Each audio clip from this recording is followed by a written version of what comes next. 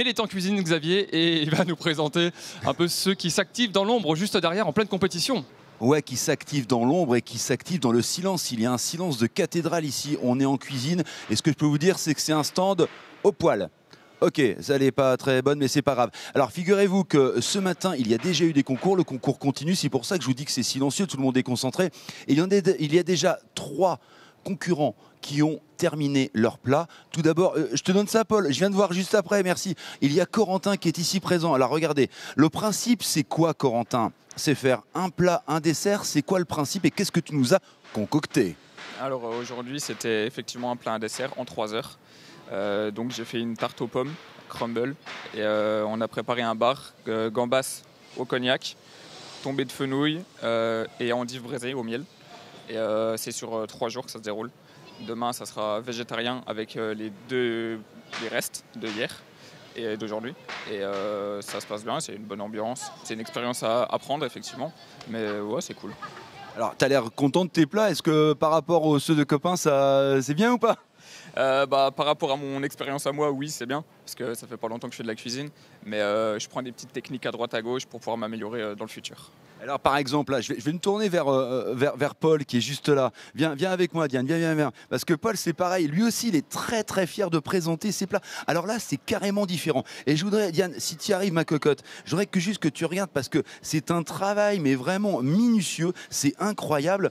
Alors, je ne sais pas quel est le plat, quel est le dessert. Et je rigole pas, j'arrive pas à différencier les deux. Explique-moi un petit peu. Du coup là, pour le dessert autour de la pomme, j'ai voulu déstructurer le dessert. Et là, le plat autour du bar et de la crevette, j'ai voulu faire un peu un style sushi maki.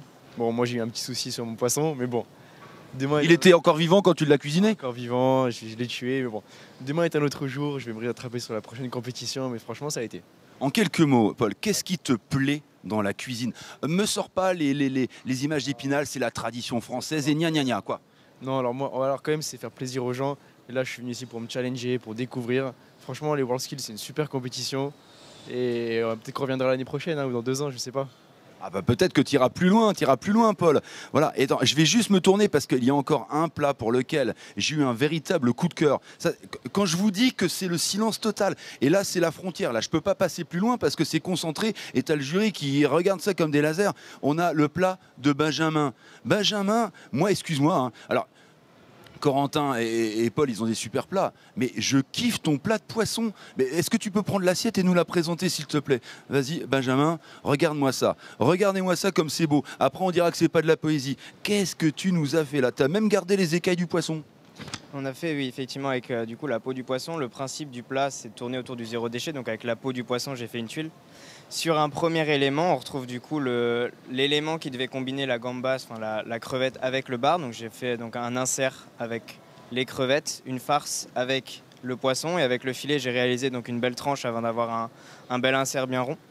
Et à côté de ça, j'ai réalisé donc un dôme de céleri garni avec une julienne de céleri étuvée au beurre, un jaune d'œuf confit, une pâte de citron rôti. Et pour terminer, un deuxième élément donc à base de féculents, cette fois une polenta à la nette et aux zestes de citron. Alors, quand je te dis Bocuse, Savoie, tu as envie de prendre le même chemin, non? Et on a envie. Bien sûr, après ça c'est des personnages qui sont captivants, qui sont inspirants évidemment. Maintenant de là à dire que j'aurai leur chemin, je sais pas, mais en tout cas c'est peut-être un rêve. C'est comment ton nom de famille? Royer. Royer, si vous voyez apparaître un Benjamin Royer dans les années à venir dans le guide Michelin ou dans Goyemio, sachez que j'ai été le premier, je l'inscris dans le marbre, à l'avoir interviewé. C'est enregistré. Je te rends l'antenne, Arnaud? Bon, s'il te plaît. À table!